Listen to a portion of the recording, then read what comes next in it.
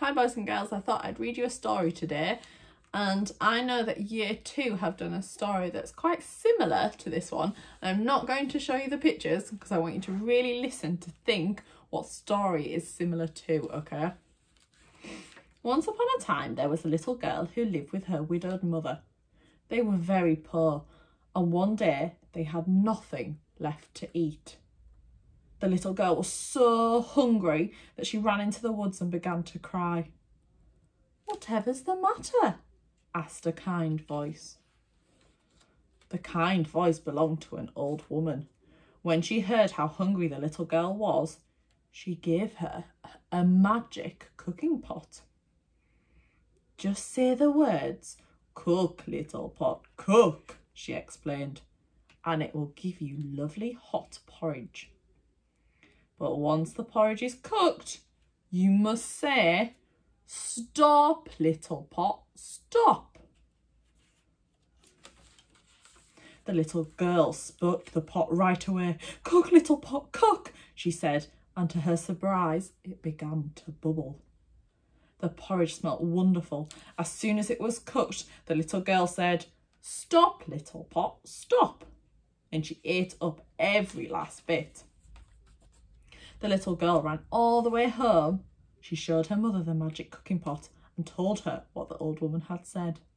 Her mother was delighted. "All our troubles are over," she cried. And she was right, because whenever the little girl and her mother were hungry, all they had to say was, "Cook, little pot, cook." Each time the magic pot would cook them some lovely hot porridge. The little girl and her mother could hardly believe how lucky they were. One day the little girl went out for a walk. While she was away, her mum felt hungry, so she picked up the magic pot. "Cook, little pot, cook," she said, and the pot set to work. The mother was soon so busy eating, she forgot to tell the pot to stop. On and on cooked the pot. Soon the porridge began to spill over the top. As soon as the mother saw what was happening, she knew that she must tell the pot to stop cooking. But she'd forgotten the words. On and on cooked the magic pot. First the porridge covered the kitchen table, then it spread across the floor. Soon the whole house was full of porridge. The porridge spilled into the streets and filled all the other houses. Then it began to ooze along other streets, and still the magic pot went on cooking.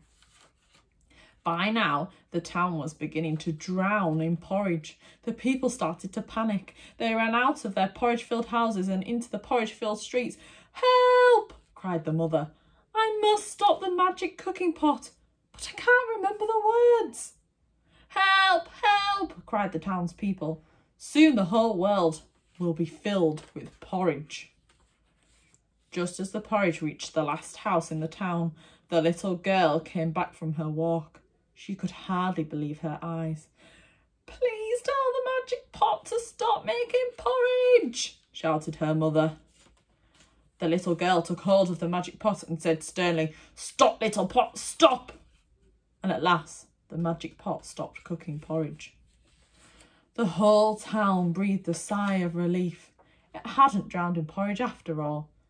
But if you ever visit there, be prepared for porridge, porridge, and more porridge. Can you think what story that might link to? Tell me your answers.